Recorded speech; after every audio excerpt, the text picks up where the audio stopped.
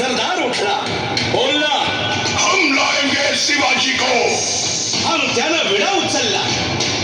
नवतेचं अफजल खाने, या नवतेचं अफजल खाने, चिता जागताच नुसहिताने, कान बोलला छाती ठोकून, शिवबाला टाकतो चिरडून. खान निघाला मोठा गुरमीत,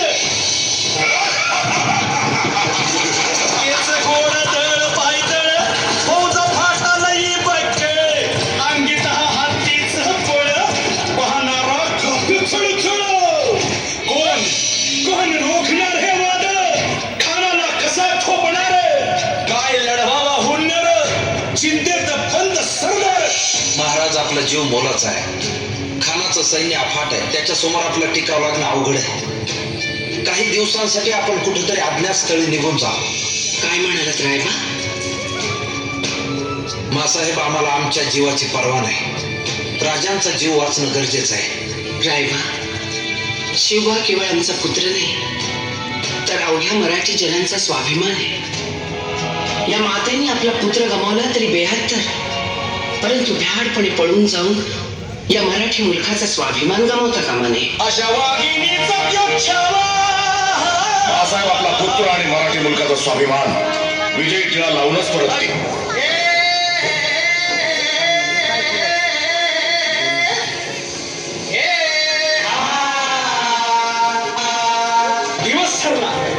दिवस ठरला आणि ठरल्याप्रमाणे प्रतापगडच्या पायथ्याशी खान. राजाला पाहून खान म्हणतो कसा, आओ आओ शिवाजी, आओ हमारे गले लग जाओ, आओ.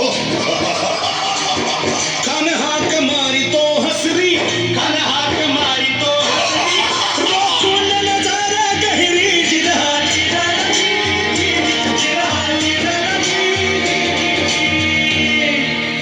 खानानं राजाला आलिंगन दिलं आणि दगा केला. खानाभिमान मानेला, खानाभिमान मानेला, गटारीचा मार त्याला केला, गटारीचा मार त्याला केला. खरं खरं वाटे झाला, खरं खरं वाटे झाला, चिलखत होतंय अंगाला, चिलखत होतंय अंगाला. खानाचा वार फुका गेला, खान गडबडला. इतक्यात महाराजानं पोटामध्ये पिचवट केलेला, पोटामध्ये पिचवट केलेला, वाघिणीचा मारा केला, वाघिणीचा मारा केला. त्याला त्याला पडलं पोटाला, त्याला त्याला खानाचा कोटा बाहेर.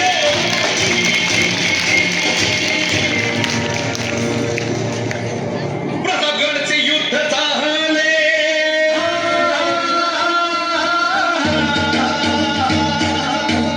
मराठशाहीचा मानला नाही, मराठशाहीचा मानला नाही, मराठशाहीचा मानला नाही, मराठशाहीचा मानला नाही.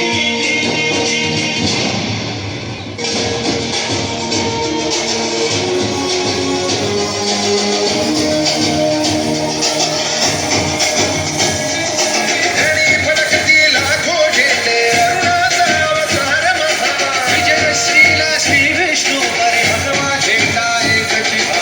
शिवरायांच्या वीरवज्राची, सह्याद्रीच्या हृदयाची, दर्या कवळे गिरभर नडली, कळकळ पाठी झेंड्याची. तलवारीच्या धारेवरती पंचक्रा